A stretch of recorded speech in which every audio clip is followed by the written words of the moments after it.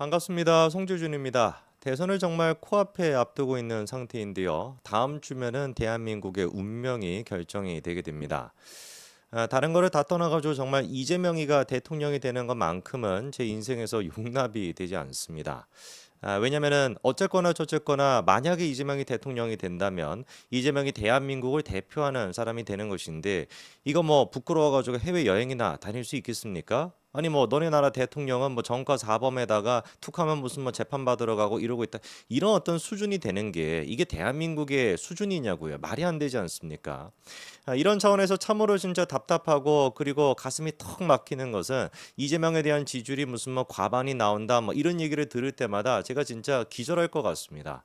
아니, 대한민국 사람은 도대체 뭐 하는 사람들인가? 특히나 40대, 50대를 중심으로 해가지고 이재명에 대한 지지율이 뭐 70% 이렇게 나온다라고 하잖아요.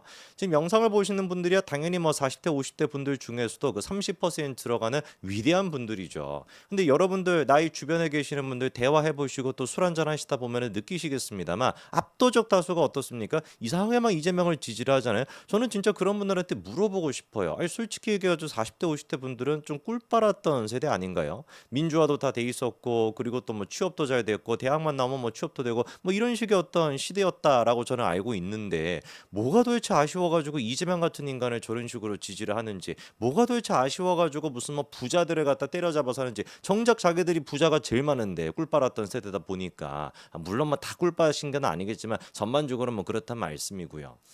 근본적으로 이재명이라는 인간은 하자가 있습니다. 이 말이 제일 맞는 것 같아요. 그냥 하자가 있는 거예요.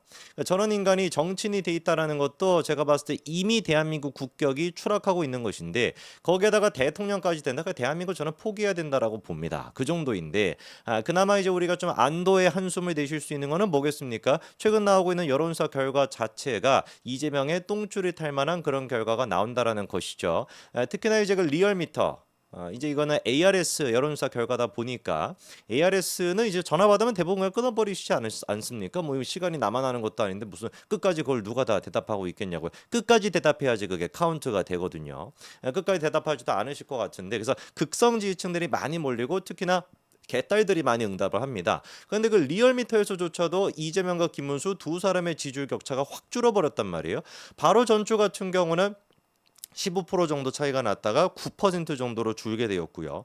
그리고 또 처음으로 리얼미터에서 두 사람의 지지율 격차가 두 자릿수가 아니라 한 자릿수로 됐죠. 이 여론조사 원래 추세를 또 보는 거니까.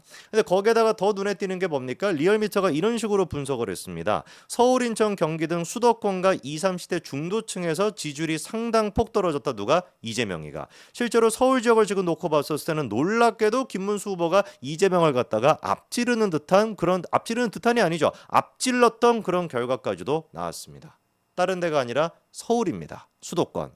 우리가 흔히 이제 그 수도권 서울을 얘기할 때 항상 하는 얘기가 뭐예요? 보수 진영에게 불리하다. 아무래도 이제 좀 중도적인 색채 그리고 또 진보적인 색채가 강한 그런 곳이다 보니까 항상 우리한테는 험지로 분류되는데 거기에서조차도 김문수 후보가 지금 이재명을 앞지르는 결과가 나온 것이죠. 자, 이럴 수밖에 없는 게 시간이 가면 갈수록 점점 더 많은 사람들이 이재명에 대해 가지고 근본적으로 저 인간은 한계가 있다. 근원적인 어떤 문제가 있는 하자가 있는 인간이다라고 하는 인식이 많아지고 있고요. 그 부분에 대해 가지고 김문수 후보도 집중적으로 지금 공격을 하고 있는 것 같습니다. 많고 많은 하자 가운데 특히나 뭐겠습니까? 정직성의 문제. 입만 벌리면 구라를 친다라는 거. 지가 결혼했다라는 것조차도 구라를 쳤다라는 논란. 거기에다가 검사 사칭을 했다라고 하는 그 구라. 입만 벌리면 구라를 치지 않습니까? 최근 들어가지고 요 부분에 대해 가지고 김문수 후보가 집중적으로 공격을 하는 것 같은데 지난번에 같은 경우는 안동, 놀랍게도 이재명의 고향입니다. 안동에 가가지고 김문수 후보가 또 이런 얘기를 했다라고 하는데 여러분들이 직접 한번 들어보시죠.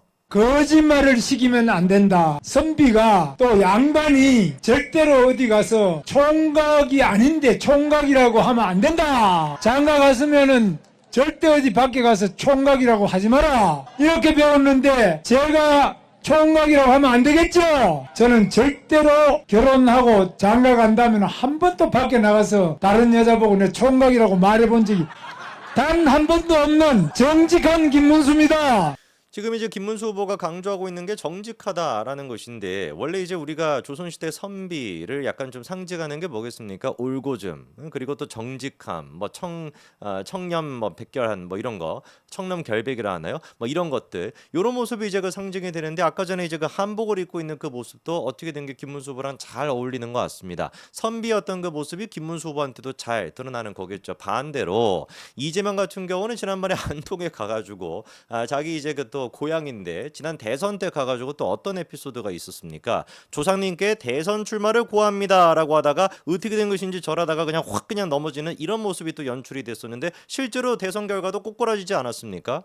제가 보기에는 저 때 나왔던 댓글이 아직도 기억이 나는데 안동에 이제 그 조상님들께서도 노하셨다. 네가 여기가 어디라고 나와가지고 나한테 무슨 뭐 우리들한테 이거 뭐 뽑아달라는 식으로 우리한테 무슨 뭐 길을 달라는 식으로 얘기를 확 그냥 뭐 조상님이 그냥 밀어버려가지고 저 넘어졌다. 뭐 이런 얘기도 있었는데 실제로 뭐 저것 때문에 꼬꾸라졌는지 뭔지는 모르겠지만 안 어울리지 않습니까? 저런 식의 모습 자체가.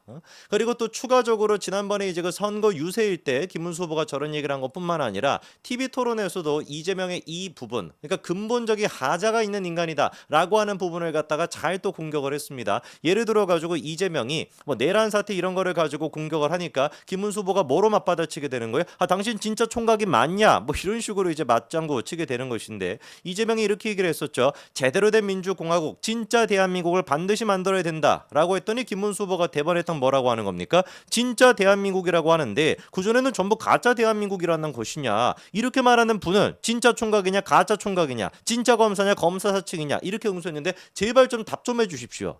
진짜 총각이 맞았습니까? 가짜 총각이 맞았습니까? 아직까지도 저는 헷갈리는 것 같아요. 그럴 수밖에 없는 게 지금 이제 김부선 씨가 사실상 어떻게 보면 이 논란의 가장 핵심적인 부분인데 김부선 씨에 대해 가지고 이재명이가 진짜 총각 가짜 총각 그 논란에 대해 가지고 어떤 식의 법적 조치를 취했나요?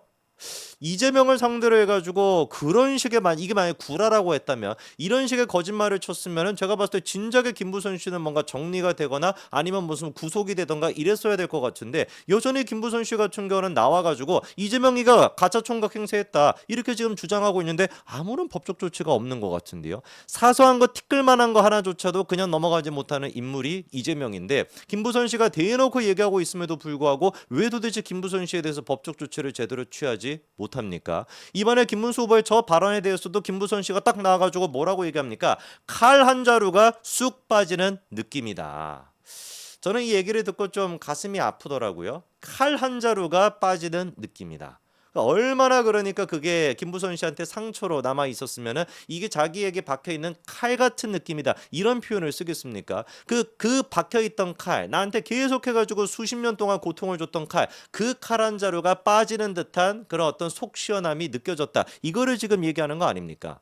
김부선 씨 같은 경우는 실제로 이 계엄 이후에 탄핵 정국에 들어섰을 때부터도 이재명에 대해 가지고 방송을 또 하면서 당신 가짜 총각 행세하지 않았냐 나한테 그런 식으로 결혼까지 하고 애까지 있음에도 불구하고 나는 그런 식으로 총각이라고 하면서 놀러 다니지 않았냐라고 얘기를 또 그때 이후로 또 했습니다. 계속해가지고 반복해서 했거든요. 왜 그런데 이재명이가 어떻게 보면 자기한테 제일 지금 치명적이라고 할 수 있냐? 야 이재명 딴 거는 모르겠는데 저 인간 하자가 있다라고 얘기하는 가장 강력한 이유인 가짜 총각에 대해서 이렇게까지 법적으로 허술하게 대응을 하나요? 뭐 무슨 뭐 저기 뭐 민주 파출소가 됐거나 가짜 무슨 뭐 뉴스 뭐 엄벌단이 됐거나 별의별 막 조직을 만들어 가지고 생쇼를 다 하는 것 같은데 가장 치명적인 김부선 씨에 대해서는 왜 입을 꾹 닫고 가만히 그냥 있을까요? 이러면 이럴수록 우리가 평상시 이재명 모습을 생각해 본다면 더더욱 의심이 될 수밖에 없을 것 같습니다. 진짜 이재명이가 찔리는 게 있나 보네. 김부선 씨한테 빠졌다라고 하는 그 칼 한 자루가 정작 지금 누구를 찌르고 있는 거겠습니까? 이재명을 찌르고 있지는 않나 싶네요. 여기까지 말씀드리겠습니다. 감사합니다.